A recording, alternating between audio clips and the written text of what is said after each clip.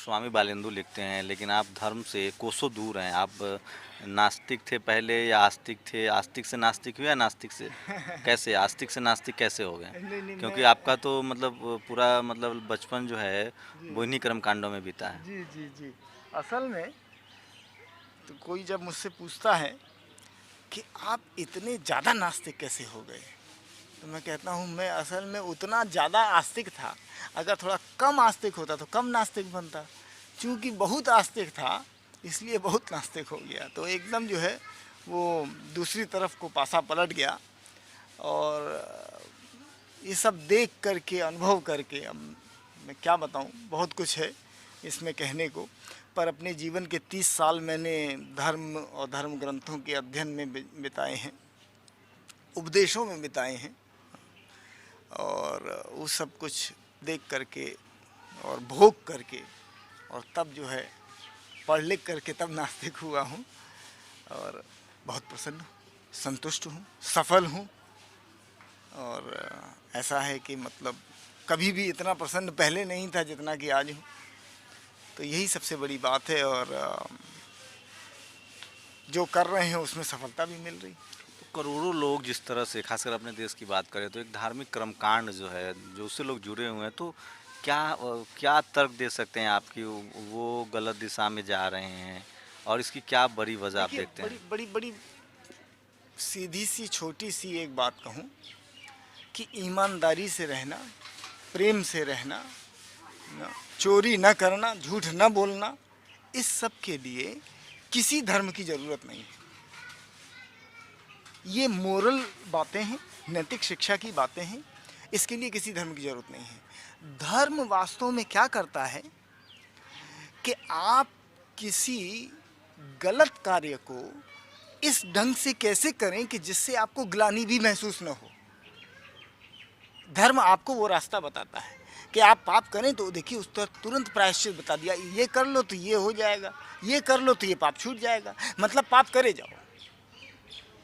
तो धर्म जो है वो आपको गलत कार्य को कैसे इस ढंग से किया जाए कि आपको ग्लानि न हो।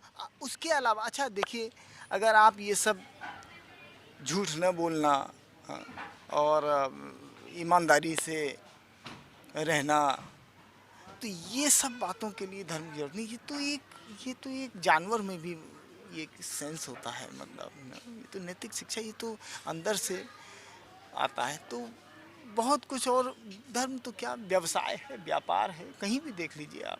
अच्छा एक बात और देखिएगा कि ये जो धर्म है ना, ये कहीं भी पूरी दुनिया में जहाँ गरीबी है, जहाँ विकास नहीं है, जहाँ भूखमरी है, वहीं लोग जो है उस सपना में जी रहे हैं, है ना, कि चमत्कार हो जाएगा, बस कुछ बन जाएगा, ईश्वर की कृपा हो जाएगी, चमत्कार हो जाएगा। वहीं पर ये सब है। जहाँ जितना जितना विकास हो रहा है ना, जहाँ पर प्रॉस्पेरिटी, संपन्नता आ रही है, तो वहाँ लोग इससे दूर हो रहे हैं। कहीं भी आप पूरी दुनिया, और जहाँ जितना ज़्यादा अविकसित हैं, गरीबी है, वही लोग धर्म के, पैसे वालों का तो भगवान पैसे ही होता है, तो पता ही है।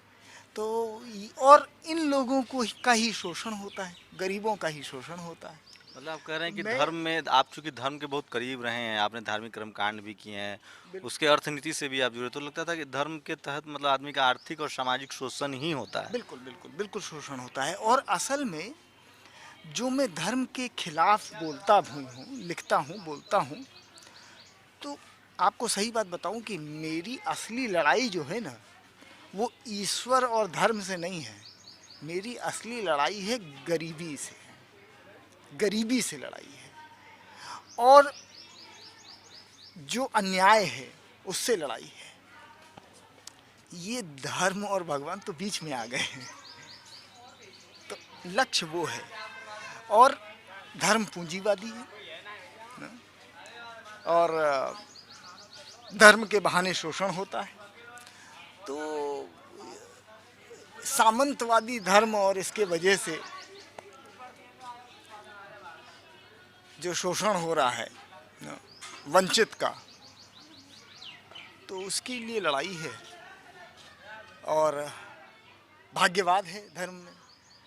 तुम जो है बस इसको मान लो, भगवान की इच्छा है, तुम्हारा प्रारब्ध है, तुम्हारा भाग्य है, तुम इस जात में पैदा हुए हो, तुम गरीब के यहाँ पैदा हुए हो, तुम अब सपना कैसे देख सकते हो? ये है धर्म, आप इसको स्वीकार कर लीजिए बस।